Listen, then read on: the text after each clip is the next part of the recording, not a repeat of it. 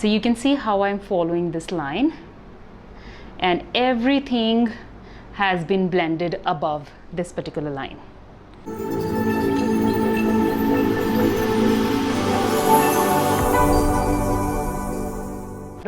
So the loose powder that I'm going to use is by Huda Beauty. Sorry, the cap is gone. This one right here is Banana Bread. This is by Huda Beauty. It's their loose powder, and that's what I'm going to use to set my client's eyes today. So here is the product, and especially since we've used the MAC Pro Longwear Concealer, this particular product sets itself very, very quickly. So you want to make sure that you don't leave the under eye area just this way for too long, because the client is going to move their eyes here and there, and if it actually sets as a product under the eyes in the creases, then it's not going to move. So you want to be very quick and set this particular place with powder the way you want, and then you can just like breathe. Whenever I'm working with this particular concealer, which is MAC Pro Longwear, I'm very, very careful that I'm as quick as possible to set it. I don't wait. So you can see that I am using not too less, not too much quantity wise, and I am dabbing it just the way I was dabbing it, dabbing my sponge to spread the product. That's the same way I'm dabbing my sponge to apply this particular product right here. So this is a very, very important step. So you want to take your time with this and not make any mistakes here, because to set under the eyes is going to be a challenging thing for all the newcomers to learn as to how to set the eyes properly so that they don't dry out too much and the creases don't show. So I am taking my powder and bringing it very close to the nose as well. What this will do is it will give her a very pinched look. So could you look back? Yeah. So this particular thing where we are highlighting on the sides, if you do that, this will ensure that her nose looks slimmer as compared to what it is. So quickly what I'm going to do is I am going to set the rest of her face with this particular product right here. So this is the Charlotte Tilbury Airbrush Flawless Finish Complexion Perfecting Micro Powder. It's really good. It does make the face look very, very smooth. And the brush that I'm going to use is Pac 261. This is the brush that I'm going to use. So I am going to pick this particular product right here and try to set the rest of her face. So this product does not give a lot of coverage, but it does cover or fix your foundation the way any powder would. But it gives a very airbrushed and flawless look to your makeup. I wanted to first check how much coverage I want for my client. So if I don't need a lot of coverage, and especially it's a day function, I always like to try and use a different product as compared to the MAC Studio Finish, because MAC Studio Finish is a slightly heavier product. But then once I've done this, if I feel like that maybe I need to use it a little bit, then we can go back to it. So I'm going to use the MAC NC35. So this is MAC Studio Fix Powder Plus Foundation, and this is in shade NC35. I am just going to use it on the high points of the face, and for the rest of her face I am going to use a different powder. I'll show you how. Actually, I'll use it on these areas that I might want to highlight, and I'll just leave the areas that we want to contour, because we'll just set that area with the darker colored powder. What I'm going to do for my model is that I'm going to use this product. This is MAC Studio Fix NC42. So Studio Fix Powder Plus Foundation, this is NC42, and I am going to set these areas that I would have contoured with this particular. Just to start with, to see what the structure of the face will look like, we can start setting the product, setting the cream products with this darker color right here. So especially in her hairline, that is where we've used it. I've also used it because my model today had a slightly darker forehead, so I don't particularly want the forehead to turn gray. Again, that is the reason I'm using this, because NC42, the shade, has a little bit of peach in it, which will color correct as well. So again, in the areas where I would usually contour, I'm just setting those areas very lightly. I will show you how I'm contouring, but this is kind of not a contour, but I'm just setting those areas with this particular darker color to get a 3D finish. I will be going over with a NC35 on top. I will again go back to the bigger brush. So the brush that I earlier used for the NC42 was the Pac 245, and now the one that I'm going to use is the Pac 261. This is for full face. This is NC35, and I'm going to put a little bit of product in the center of her forehead. Try to push the product into the skin, so that's what I'm trying to do. Could you look my way, please? That's it. Under her eyes, this particular area, her nose, and I am technically also overlapping the NC42 that I did.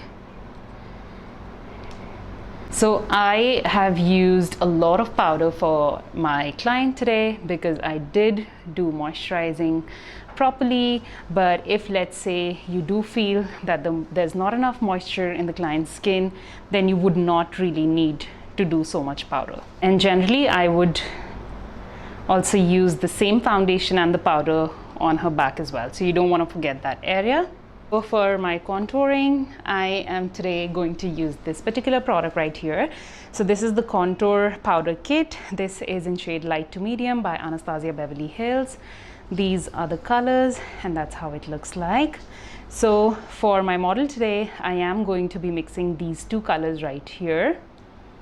So this one, these two colors you can see are very warm, and this is a little cool toned color. So I don't want to put a very warm color, hence I'm mixing the two. I'm taking it, getting rid of whatever I don't need, and then I'm gonna start. So if you could look that side, please. Yeah, a little bit more. Yes. So I'm gonna start from her earlobe and go to the center of this particular area. So let me just show you once. Could you look into the camera once, please? Yeah. So for my model today, she has a beautiful big forehead, but the face is quite small. So I would like to elongate her face so it looks longer as compared to what it is. So right now the structure of her face is slightly smaller, which we will elongate. And now in order to elongate that, what we need to do is we are going to start a contouring from her earlobe the way we start with every contour, and we're going to use this direction till the end of her mouth. So this is the direction that I'm going to follow, this particular one right here, like this, and I'm going to place my product right here.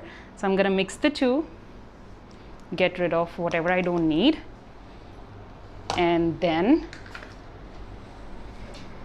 I'm gonna kind of pull her hair a little bit, so I'm putting the product in the right position. So see how I'm following the line wherein I'm going till the corner of her mouth.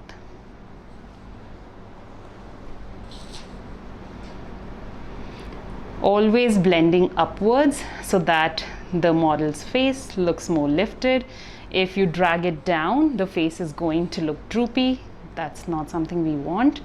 So always blending upwards. So you can see how I'm following this line, and everything has been blended above this particular line.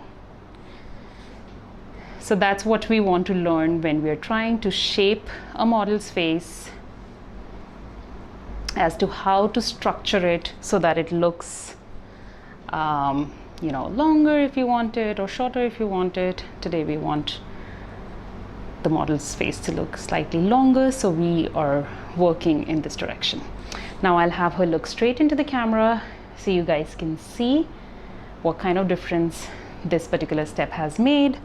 And again, I'm taking the same amount of product and I am using it to just put it in her hairline a little bit. And since my model today has a big forehead, I am going to contour at least this much of her forehead. So you can see how I'm taking the product and working it in her hairline and bringing it to her forehead as well.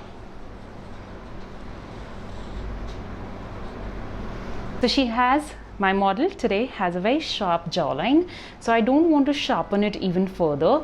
So I want to lightly just use the contour very, very lightly in flickering motions so that I'm not overdoing anything. But it will still give her a little bit of definition because we flattened everything out with the our foundation and the powder. So you can look back, and the last thing that we want to do is take a little bit and swirl it right here. This will if ever somebody has a little bit of double chin, this will not show, and in my model's case where there's no double chin, it will still give her a very sharp jawline. So that's what the contour will look like for her. I hope you guys can make out. If you can do a side to side for them, so you can look that way and come back and look the other way, and you guys can see what kind of difference and structure we've made to the face. I'm going to do the same thing on the other side. So if you're a little scared and you feel that you make a lot of mistakes with your contouring, you don't take as much product as I just did to start with. I know where exactly I want to place the product and how I want to blend it out. So for me, it's easier, but if you're just starting out, try to use a little lighter colored product if ever you feel that your contour comes out to be too harsh. Because as you can see, the other side please, as you can see, you cannot figure out where the contour has started and where it's ending. So the blending has to be such that you cannot make that like you should not be able to figure out where the product has started from and where it's ended. So sometimes by me holding this here, I'm also pulling the client's skin so that it's stretched nicely and I'm able to blend the way I want that. So once I'm done with this, I always like to go back to my powder previously. So this is the NC35 and I'm using the same Pac brush, Pac 261. And what I'm going to do is a little bit more, please. Yeah, I'm going to kind of just do this. So you can see that this line has blurred even further. So to give it a little bit of perfection so that there are no lines showing, the other way please, you can do this step to re-brighten the jawline and kind of overlapping the contouring so that the blending is seamless. Once you look straight. All right, even for this area, I want the blending to look as seamless as possible. So I'm just going on with my NC35, which was the lighter color that we use for our face. Ask my clients to press her lips, please. And do this. All right, so we are kind of done with the face. The only thing that is left is our blush and highlighting. So we're gonna finish that actually before we move on to our next step.